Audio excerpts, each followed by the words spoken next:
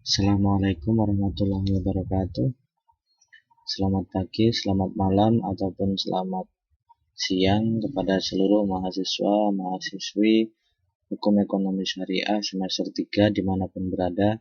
Semoga semuanya dalam keadaan sehat walafiat. Amin ya rabbal alamin.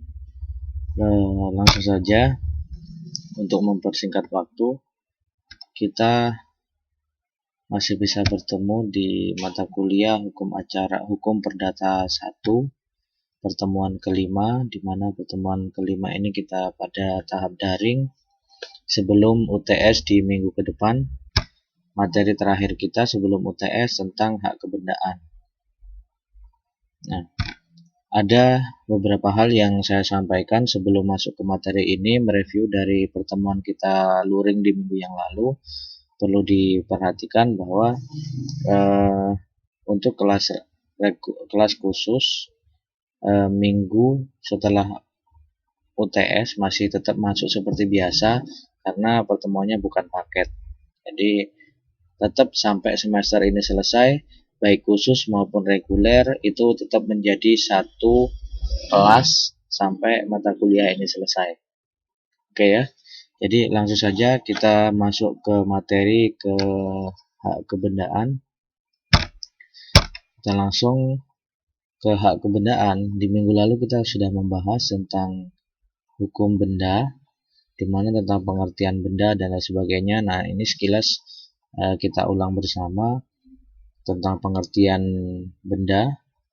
Menurut KUH Perdata pasal 499 bahwa benda adalah tiap benda dan tiap hak yang bisa menjadi objek dari hak milik. Itu di pasal 499. Nanti KUH pernya dibuka kembali.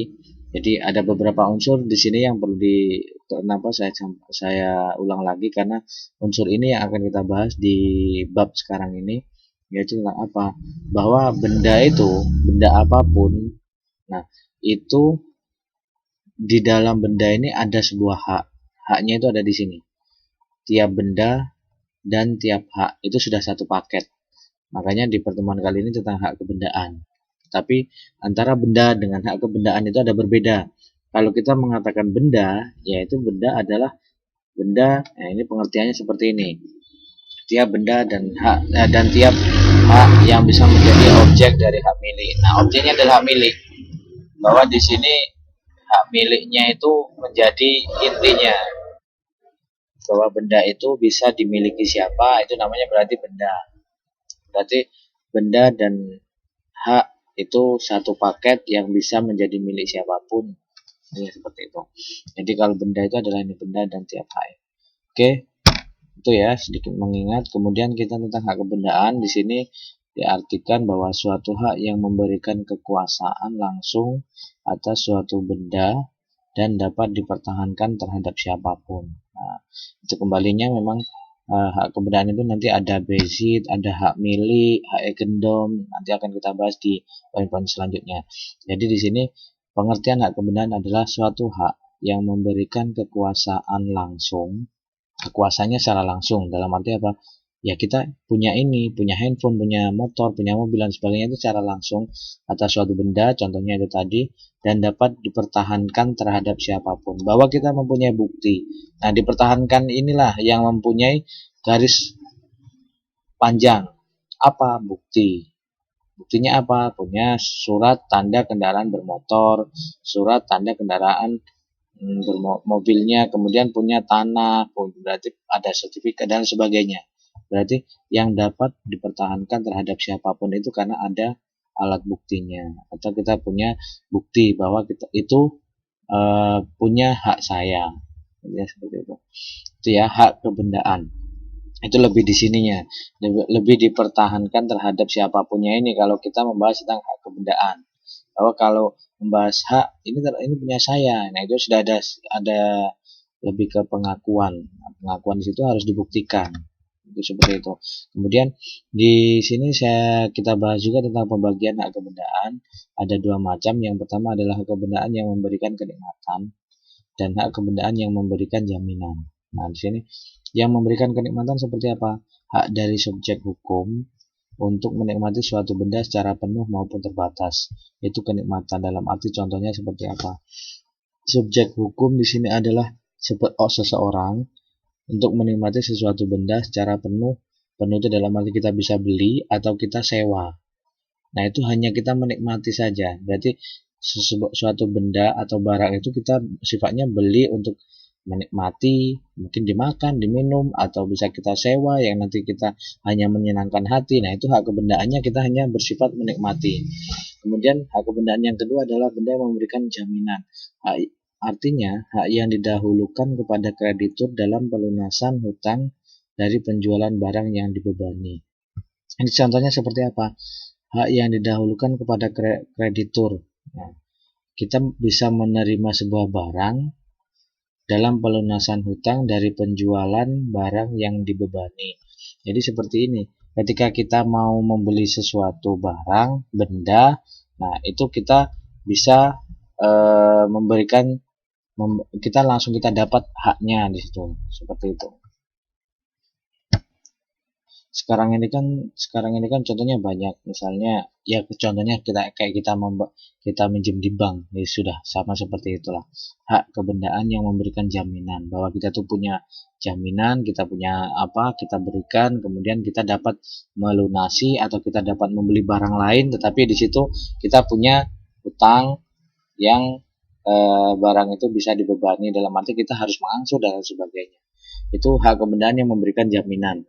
Kemudian kita lanjutkan lagi, di sini ada hak kebendaan yang memberikan kenikmatan.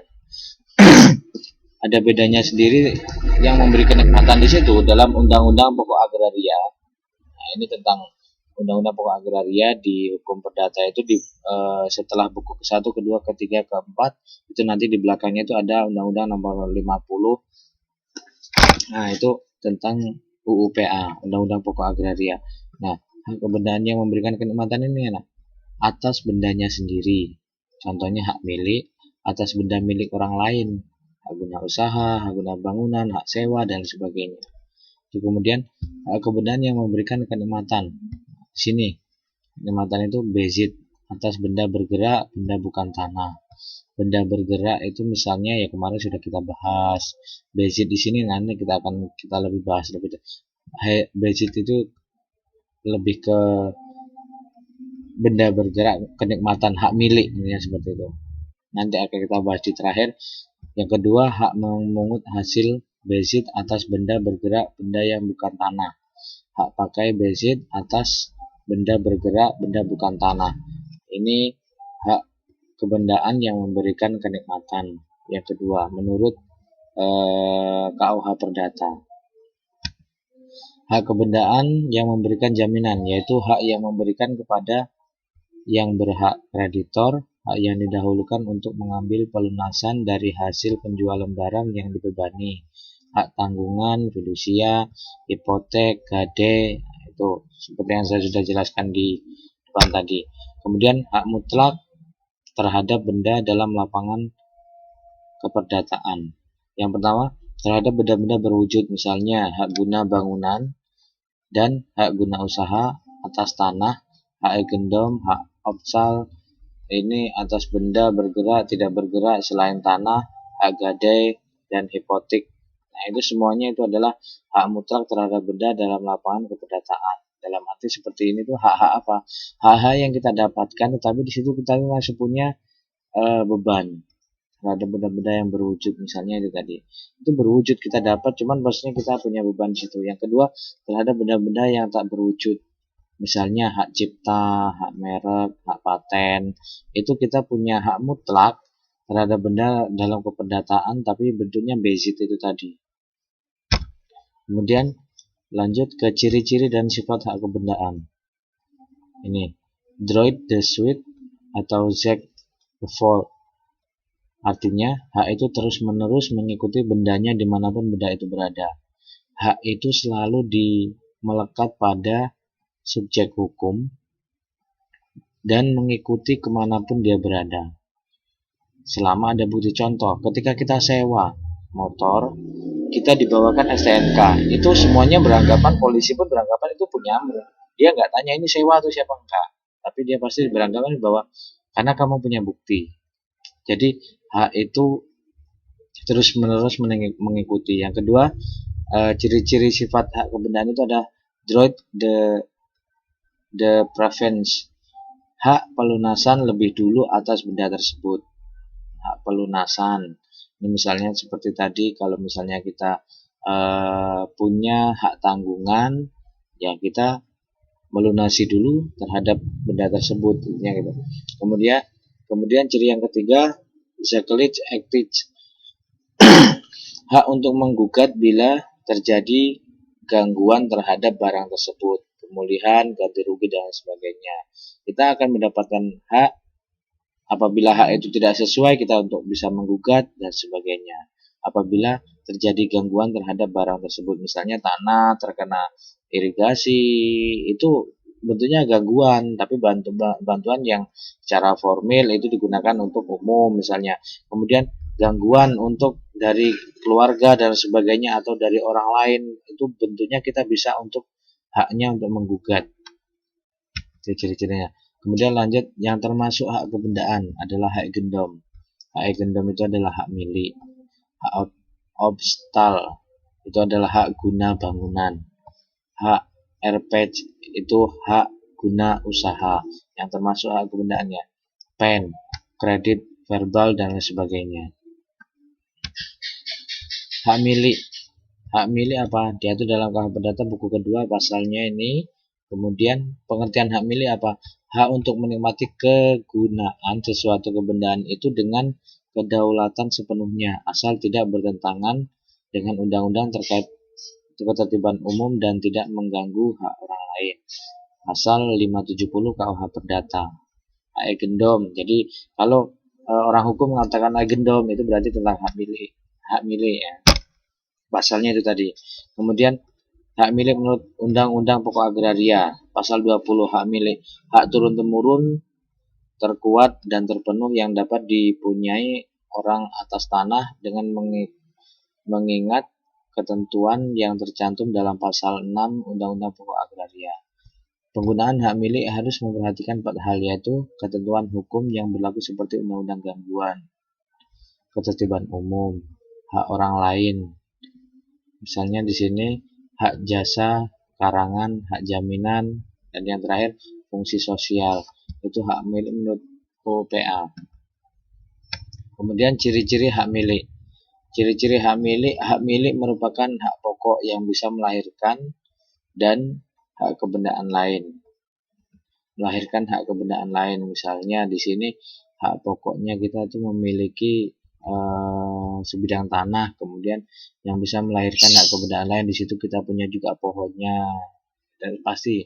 Kemudian hak milik merupakan hak yang paling sempurna, itu pasti. Puncaknya hak itu adalah hak milik, tapi yang jelas dibuktikan. Itu tadi kita sudah bahas di awal. Yang ketiga, hak milik bersifat tetap, tidak bisa lenyap karena kebendaan lain dengan bukti yang sudah ada. Yang terakhir, hak milik merupakan inti dari hak kebendaan yang lain. Cara memperoleh hak milik, pasal 584 KUH Perdata. Yang pertama, pendakuan, memperoleh hak milik atas benda yang tidak ada pemiliknya. Ini biasanya itu sudah dipraktekkan dari 50 tahun yang silam, mungkin lebih ke ketika orang pribumi di Sumatera langsung tebas dan sebagainya. Ini pengakuan, bukan pendakuan, pengakuan. Memperoleh hak milik atas benda yang tidak ada pemiliknya, dimana dia itu masalah hutan lahan luas, kemudian dia tebas, kemudian dia pancang dan sebagainya, itu termasuk pengakuan. Itu diakui dalam pasal, karena apa? Ketika itu tidak ada yang punya hak di situ, jadi masih dikatakan masih boleh menurut pasal ini. Nah, jadi hak pengakuan. Tapi setelah itu dengan adanya Undang-Undang Pokok Agraria, di situ harus dicatatkan dan sebagainya, itu harus dicatatkan. Yang kedua, perlekatan. Benda berlipat ganda karena alam, pohon berbuah, binatang beternak, dan sebagainya. Itu tadi, ketika tanah yang masih kemudian ada pohonnya di situ berbuah, itu melekat bahwa situ hak milik itu ya kita punya tanah, ya punya pohonnya di situ. Kita punya binatang, kita punya anaknya. Kemudian 3, daluarsa. Cara memperoleh hak milik dengan lewat waktu. Nah, ini daluarsa ini akan kita bahas di buku keempat. Kedaluarsa itu ini cara memperoleh hak milik karena lewat waktu. Yang kedua, membebaskan seseorang dari tuntutan atau penagihan karena lewat waktu. Lewat waktu apa sih? Ketika seseorang menjadi nasabah di bank, kemudian dia jadi kreditur, kemudian dia minjam, batas waktunya 2 tahun, ternyata dia sudah dari klausa-klausa perjanjian perbankannya dia lewat waktu tidak sesuai. Nah, itu namanya itu menjadi hak milik dari sebuah perusahaan karena dia sudah daluarsa atau melewati batas waktu yang sudah ditentukan atau disepakati. Ini seperti itu. Itu termasuk juga menjadi hak milik karena apa? Kita punya bukti bahwa dia melakukan perjanjian. Nah, ini 1946 lewat waktu. Ini bisa dibuka silakan. Ini tentang daluarsa, buku keempat KUH Perdata. Itu termasuk cara memperoleh hak milik. Ya kalau misalnya dari situ, misalnya kita mengutangkan uang jaminannya minggu kemarin sudah saya contohkan. Kita ada yang minjem uang, nanti janjinya seminggu, kalau enggak udah enggak apa-apa, miliki aja HP-nya. Nah, itu sama aja dengan perjanjian, hanya mungkin lisan. Seperti itu. Kalau lewat waktunya sudah lewat, itu sudah menjadi hak milik. Lanjut, syarat adanya daluarsa. Depositor sebagai pemilik, deposit itu harus dengan jujur, etikat baik. Deposit itu adalah lebih ke orangnya. Kemudian deposit itu adalah penguasaan. Jadi deposit itu adalah orangnya. Depositor itu adalah orangnya yang memberikan, yang utang tadi, kemudian dia punya handphonenya sebagai pemilik. Depositor itu orangnya. Deposit itu adalah penguasaannya. Hak miliknya itu, hak untuk memilikinya itu harus dengan jujur, dalam arti ya saya meminjamkan dan sebagainya. Misalnya kita minjam di bank ini, saat adanya daluarsa tadi ya, yang poin ketiga. Kemudian deposit, penguasaan itu harus terus menerus dan tidak terputus-putus. Misalnya yaitu 2 bulan, kemudian kita janji lagi, atau itu yang lisan. Kalau yang posisinya seperti di bank itu kan sudah harus langsung terputus. Deposit harus terus menerus dan tidak terputus-putus, dalam arti hak milik itu ketika sudah sudah lepas dari daluarsa, dari lewat waktu, ya sudah, berarti itu hak kita miliki terus menerus, intinya seperti itu. Kemudian deposit itu telah berusia 20 tahun. Itu yang memberikan hak tadi harus berusia 20 tahun. Kalau di bawah tahun itu belum kategorinya belum dewasa. Kemudian lanjut sekarang yang nomor 4, untuk cara memperoleh hak milik tadi adalah pewarisan, baik menurut undang-undang maupun karena wasiat. Biarpun wasiat kita bisa mendapatkan hak milik. Ini lanjut cara memperoleh hak milik tadi ya. Kemudian yang kelima,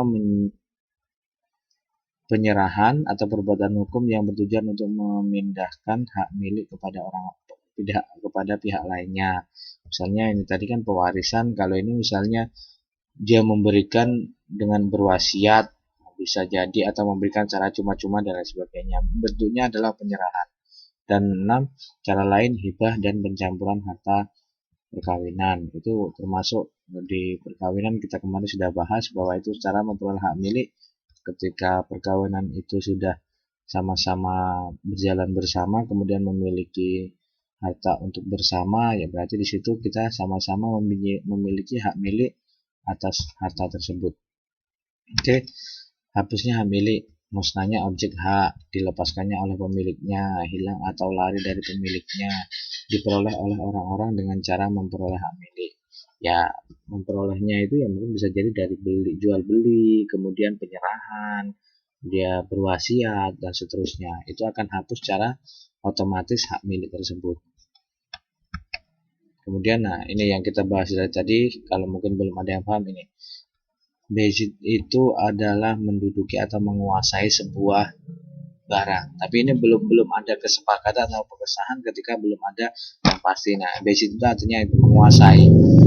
Jadi kedudukan menguasai atau menikmati suatu barang yang ada dalam kekuasaan seseorang secara pribadi atau perantara orang lain seakan-akan barang itu adalah miliknya, namun secara hukum belum tentu ia adalah miliknya. Nah, itu tadi ketika bezit, kemudian bezitter itu adalah orangnya, itu melakukan, dia yang tukang sewa, intinya bahasanya gitu kalau secara umumnya lah.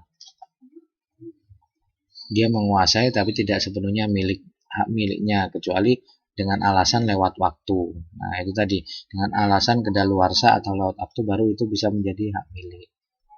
Kemudian unsur-unsur dalam bezit, yang pertama adanya bezitter, ada orang, adanya objek hukum, adanya sebuah objek atau dia tuh untuk menjadi bisa menjadi bezit atau dan untuk menguasainya secara penuhnya itu apa? Adanya penguasaan secara material. Kemudian mendapatkan perlindungan, bezitter mendapat perlindungan, tidak dipersoalkan objek itu milik siapa, dia menguasainya. Kemudian pembagian bezit di sini ada dua, bezit beretikat baik, bezit beretikat tidak baik atau buruk. Nah, cara memperoleh bezit yang pertama adalah pendakuan atau menduduki, misalnya mengambil ikan di laut, membuka hutan dan sawah dan sebagainya. Kemudian penyerahan dari bezitter lama ke bezitter yang baru. Kemudian hak bezitter, hak yang dimiliki oleh bezitter yang beretikat baik adalah apa? Dianggap sebagai pemiliknya sampai ada putusan hakim yang menyatakan sebaliknya. Memperoleh hak milik karena daluarsa, menikmati hasil dari barang yang dikuasainya. Ini tuh seperti ya tanah-tanah yang tadi dibuka dan sebagainya banyak. Kalau yang kemudian memperoleh hak milik karena daluarsa itu sudah jelas. Karena dari ingkar janjinya dari bezitter yang awalnya, dia akhirnya bisa mendapatkan bezit itu. Kemudian yang keempat, mempertahankan diri dagangan pihak lain atau memulihkan kembali hak bezitnya. Kemudian lanjut ke berakhirnya bezit. Nah, berakhirnya bezit atau hak ini, bezit atau cara penguasaan sebuah barang itu berakhirnya karena kehendak bezitter. Misalnya dia menyewakan, kemudian dia ingin, ya sudah saya selesai, intinya gitu, ya sudah, berarti berakhir. Cara penguasaan dia menguasai barang itu sudah berakhir. Dengan ini yaitu dengan menyerahkan kepada orang lain atau meninggalkannya begitu saja. Kemudian bukan, yang kedua adalah apa? Bukan karena kehendak bezitter. Misalnya yang pertama, pihak lain telah mengambilnya, objek musnah karena bencana alam, dicuri pihak lain, hilang. Untuk yang terakhir, untuk benda tak bertubuh, orang lain telah menikmatinya selama 1 tahun tanpa ada gangguan dari siapapun. Kalau yang contoh kelima ini sering sekali tanah yang masih, kalau sekarang sudah ada, nggak ada ya, ini masih teorinya. Kalau zaman dulu misalnya kayak kita buka, orang Jawa ke Sumatera, kemudian dia buka lahan, itu dia balik ke Jawa lagi, tapi udah dia males apa, kemudian orang sini dia dimiliki. Nah, seperti itulah. Atau misalnya kalau kita sewa, kalau zaman sekarang nggak ada orang yang mau sewa kemudian langsung untuk dinikmati kemudian sampai dimiliki, nggak ada. Ini pihak lain, contoh yang nomor 1 nih, pihak lain telah mengambilnya. Pihak lain kalau misalnya itu masih dia yang memiliki hak milik ya, atau keluarganya atau siapanya ya, karena dia bentuknya hanya bezitter, hanya bezit penguasaan, yaitu tidak bisa mendapatkan hak gendom, tetap saja dia hanya bentuknya bezit. Kemudian misalnya objek musnah karena bencana alam, ya sudah, misalnya kayak lahar dingin yang terjadi, itu ya sudah, mau apa lagi, karena dia posisinya sudah terkena bencana alam. Jadi objek meskipun dia punya alat bukti itu hak milik, hak gendom awalnya, tapi tetap aja musnah. Apalagi yang bentuknya sifatnya bezit. Nah, apa ini yang ketiga, dicuri pihak lain misalnya. Dicuri pihak lain apalagi hanya bentuknya bezit, kemudian dicuri pihak lain, selesai. Dan seterusnya. Oke ya. Mungkin sekian. Terima kasih. Jangan lupa untuk resumenya, kemudian minggu depan kita bertemu luring pada jadwal yaitu ujian tengah semester. Sekali lagi untuk kelas khusus kita masih lanjut sampai di setelah UTS, kita masih dengan kegiatan yang sama ya. Oke, terima kasih. Kurang lebihnya mohon maaf. Jika ada pertanyaan nanti kita akan bahas di pada waktu jadwal yang sudah ditentukan. Saya akhiri. Wassalamualaikum warahmatullahi wabarakatuh.